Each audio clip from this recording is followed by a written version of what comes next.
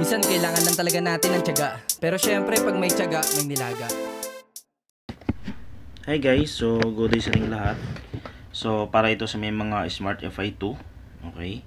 So sa mga nag-open pipe or mga nag-upgrade ng engine, bigyan ko kayo ng idea paano ba mag-solve ng backfire. Okay, so bigyan ko kayo ng idea. So pasok lang tayo sa remapping and tuning ito sa menu. Ngayon, so kung anong motor nyo yan, ayan ang mga pagpipilian. Example, Yamaha, bibigay kong demo. And then meron na tayong remap via K-line. So dito sa remap via K-line, wala pa siyang professional tune. Hindi pa siya na customization tune. Okay. So kung ano lang naka-record yan, ikaka-copy paste nyo lang yan. And then babasahan nyo siya ng EFR. Pero dito sa remap backdoor, meron na siyang function. Ayun, so kinlik ko siya. So papasok tayo sa other. So meron na siya mga model na pagpipilian. Ayan. So example, bibigay ko dito ay Aerox or ito, Sniper B1, Exciter, MX King 2015-2018, example yan. After completing the connection. So may mga guide na siya. Ngayon, meron tayong pagpipilian dito, Auto Search, Quick Tuning, and Professional Tuning. Sa Auto Search, ito yung copy-paste. Pag click mo siya, automatic papasok na siya sa ECU. Yan yung mga pagpipilian na yan. So may nakalagay dyan 3%, 12,000 RPM, 3%, 12,500 RPM. So mamimili lang kayo dyan kung alin yung kakayanan ng makina nyo. Ayan. Dito naman sa quick tuning, dito naman nakalagay yung level 1 basic and level 2 advanced. So sa basic, ito rin meron din siyang ganong mga map. And then example, original i-click natin. So dito sa basic, level 1, pwede ka mag-adjust. Kiklik mo lang itong plus minus. Halimbawa, ang limiter babaguhin mo. Papalitan mo siya ng 10.5. Ayan o. Pwede mo rin siya i-dial. Pwede mo rin siyang i-plus dito. Ayan o. Yan. Pwede mo rin siyang gamitin dyan. So ngayon natututukan kasi natin yung backfire. Doon muna tayo ngayon. So hahanapin natin yung TPS percent na mula sa 00%. Ayan, so nakalagay dito. Ayan, makikita nyo dito. 800 to 100 RPM, 2000 to 275 RPM. So ito, sa basic, kapag in-adjust mo to, lahat ng parte ng table na-add. Ayan o. Wala siyang specific na kung saan TPS mo ilalagay. Ayan o, fuel RPM na nakalagay. Okay? So medyo komplikado, pero basic ito guys para sa nagsisimula. Magdadagdag bawas ka lang. Yun nga lang dito, pag nagdagdag bawas ka dito, apektado yung buong table. So kung backfire lang ina-adjust mo, pati yung low, mid, high ma-adjust dito. Okay, so yun pag ginamit natin itong level 1. Sa level 2 naman, ito sa medyo advanced niya, so original pa rin. Yan, so hintayin lang natin. So ganun din siya. Wala din siya nakalagay na kung saan TPS percent ka mag-a-adjust. Nakalagay lang dito RPM na agad. Guys, mamaya maintindihan nyo siya. Ito naman para naman sa pressure. Ayan, sa map. Ito naman para sa map naman to. So may other tutorial ako ituturo dyan. So dagdag bawas lang din ito. Pero ito guys, pag ginalaw natin yung backfire, lahat pati lo mga galaw. So ang tatargetin lang natin ngayon yung backfire lang, yun muna ituturo ko sa inyo. Pero meron siya nakalagay na clue 800 to 100 RPM. Kumbaga para sa pang fine tuning, 2000 to 750 RPM, 3000 to 4000 RPM. Parang ganun siya. Mas suggested ko sa inyo guys kapag mag-adjust kayo ng backfire. Ayan. So wag tayo dito sa auto search, wag tayo dito sa quick tuning. Ayan. So kung mahilig kayo sa copy paste, diyan kayo sa dalawa na yan. Pero mas isa-suggest ko sa inyo, dito kayo sa professional tuning. Kasi dyan, magkiklik ako ng original. Ayan. Dito kasi guys, ma-adjust natin. So kaya nakita nyo dun sa basic, kapag kinlik natin yung 800 to 7, yung nakalagay dun, di ba?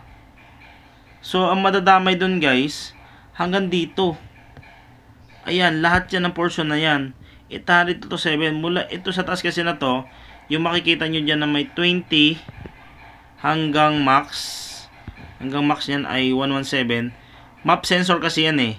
Pressure yan. Pressure yan na pumapasok doon sa manifold.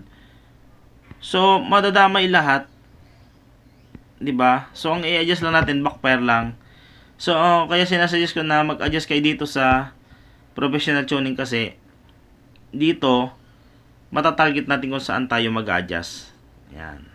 So, map versus RPM. Okay. So, may mga map kasi, iba-ibang model, na may nakalagay doon TPS versus RPM. Dito kasi nakalagay fuel map, map RPM lang nakalagay. So, ito, naka-base ito sa map sensor. Okay. So, hindi siya naka-base sa TPS. Kung gaano kalakas yung pressure na pumapasok doon sa manifold, ito yon. So, doon siya naka-base. So, kung tumama siya sa halimbawa, 45 pressure yung pumasok doon sa manifold na na-detect ni TPS, and then naka-RPM ka ng 27, so, ang papasok na fuel doon, itong 72, ito to 72 lang na to. So, yan lang yung kakainin yung fuel consumption kasi fuel table ito. Parang ganun yung minimin ko. So, sa ibang table, bibigyan ko rin kayo ng idea paano mag-adjust. Pero dito muna tayo sa yung binigay kong map tuning, Sniper B1. So, kung backfire lang yung adjust natin, so, dito tayo mag-adjust. Mula tayo sa 20% kasi wala sang 0-0. Ayan. So, pag kinlik mo agad yung 20, lahat madadamay. So, ang kailangan lang natin, pag kinlik, dapat kasi, wag natin i-click yan na yung 20 sa taas. Magkiklik lang tayo mula sa 2,000. Ito, yan o. Nakita nyo nag-red. So, dyan lang tayo magsisimula. And then, 20% kasi, 20 map pressure ang nag-start siya.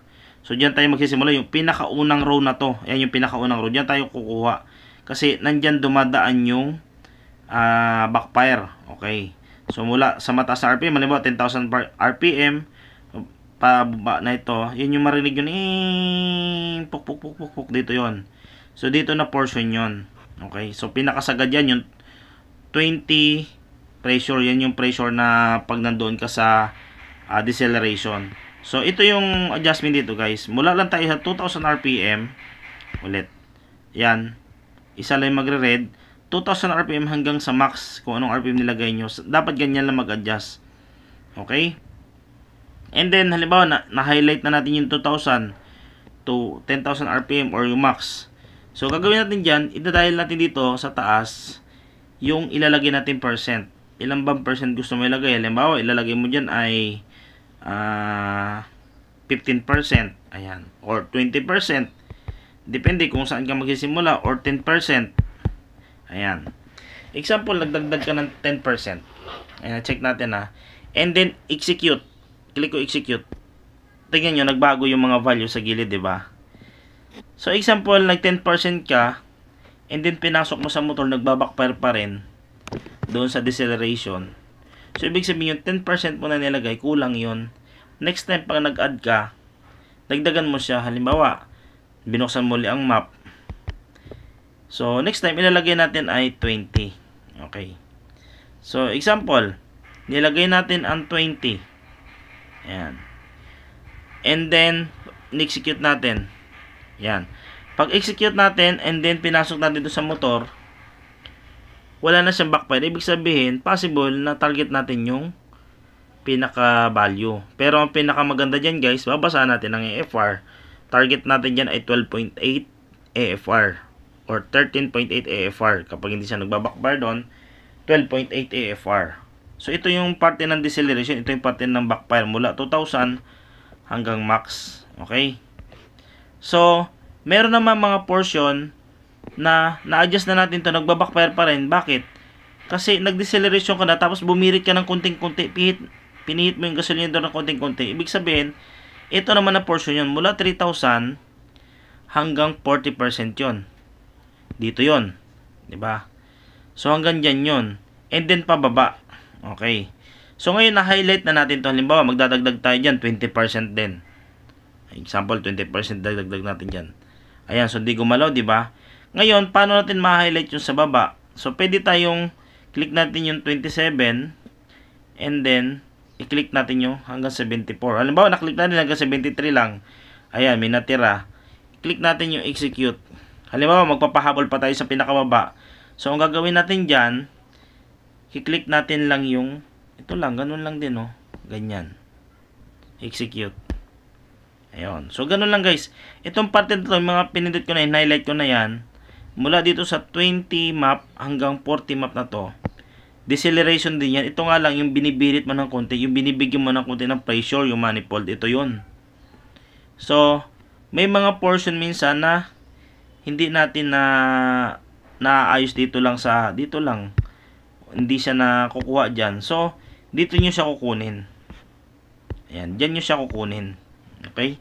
So, pwede nyo iparehas yung value kung 20% doon sa deceleration, 20% din lalagay nyo dito. So, pwede iparehas yan. Depende kung baka mamaya kasi nasobrahan kayo ng fuel, baka malunod naman o amoy gas yung deceleration natin. Yun lang guys yung pag-adjust nyan. And then, after natin ma-adjust, tandaan nyo, 20% dinagdag nyo ha. Kiklik nyo lang yung save na to. Or pwede kayo magdiretso sa program, pasok nyo na agad sa ECU. Ito kasi backdoor to eh. So, mas maganda i-save nyo siya. Click nyo yung box na white dun sa taas. Ito, yung pangalawa dun sa taas. Click nyo yan. And then, lagyan nyo ng name. Halimbawa, nilagay nyo na pipe ay Accra.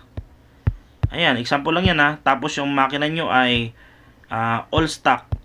Parang lalagyan nyo ng details para next time meron kayong bubuksan. Tapos, nilagay yung RPM dito ay 10.5 RPM. Ayan, nilagyan ko ng details. And then, save mo lang. Okay. O, diba? Meron na tayong file ngayon. Kasi, bakit natin sinave? Once na nag-backfire pa rin yung dinagdag natin, 20% nilagay natin. Nag-backfire pa rin. So, pinasok natin sa ECU. Next time, gagawin natin yan, guys. Ganito lang. Halimbawa, diba? Magbubukas tayo ng sniper uli. Original. Ayan, o. Ayan. So, hindi na tayo magbubukas uli ng map na yon. Pupunta lang tayo dito sa yung folder sa unahan. Ayan, i-click natin yung sinave dating file, o. Accra all stock. Ayan. Open lang natin yon. And then makikita nyo may mga nag-red na yan, oh. Yan yung ngayon, yung mga na-adjust natin. So, next time, kapag nag-adjust tayo, halimbawa, kulang pa siya ng 20, gusto nyo gawin 40, click nyo ulit yan, click nyo to, add nyo ulit dito, 20%. Okay, bawa. Ayan. Ayan. Check, and then execute. Ayan. So, kung dito naman, wala nang backfire, example, wala nang backfire dito, amoy gas naman. So, ang pagbabawas nito guys, nakita nyo yung kulay green dito sa tabi ng dinadagdagan ko ng value. Papalitan natin ng red yan. Ayan o, bawa naman. Ibig sabihin pa, bawas. So, ibig sabihin kung 20 na sobra sa gas, try natin na gawin lang siyang minus 10. Execute. Ayan, nakahili. Execute natin. So, nagbawas lang siya ng 10%. Gets nyo guys? So, ito yung part na to, ito ay para sa deceleration. So, after natin na mabawasan, and then na fine tuning natin, save ulit natin. Ayan. So, lagyan nyo ulit ng pangalan. Accra, ganun. And then, lagay nyo second tune. Kumbaga, meron kayong pagpipilian. And then, lagay nyo details. Tulad na nilagay, ito, save ko muna. Ayan. So, lagyan ko lang muna ng example ng ganyang name. Ayun. So, may dalawa na tayong file na i-save. Okay? So, next time, kapag naka-encounter tayo ng motor na same ang specs, same ang karga, pwede natin gamitin to, copy-paste. And then, itry natin sa motor, basahan natin ng AFR, kung good ang result, hindi na tayo mag-tune uli. Ibig sabihin, yung file na sinesave natin, every time na itutuno tayo na pare-pares ang specs, o di, konti na lang adjustment natin. Okay, so ito sarili yung tune. Hindi kayo kumuha ng tune mismo dito sa tune ng motor na to. Pero pwede nyo naman gamitin to, pero babasahan nyo ng AFR. Mula sa idle, deceleration, low, mid, high. So, next time naman na video, papakita ko naman sa inyo paano mag-adjust ng low, paano mag-adjust ng mid, paano mag-adjust ng high. Okay? So, yun. After nyo na, halimbawa, after nyo na maitono or na-tune, ayan. So, gagawin lang natin guys, connect natin yung ECU, nibutas yan sa likod, backdoor, click natin yung program. And then, Are you sure you want to remap so, mamaya tuning? mag-execute na, papunta dun sa ECU. After na mag-execute, o di, check natin sa motor kung ano yung resulta. Okay? So, ganun lang guys yung may bibigay kong idea ngayong araw kasi mahirap pag pinagsabay-sabay nyo ito, masakit sa ulo. So doon muna tayo sa backfire na yon. So meron tayong dalawang klase sa backfire, isa dito sa last table or sa pinakasagad na percent, kung sa TPS ay 00%, ito naman sa map ay 20 map, and then ito rin backfire, parte din ng backfire to, pero naka-rev kayo ng konti habang nag-i-engine brake. Ito yon. Okay? So magandang araw sa ating lahat.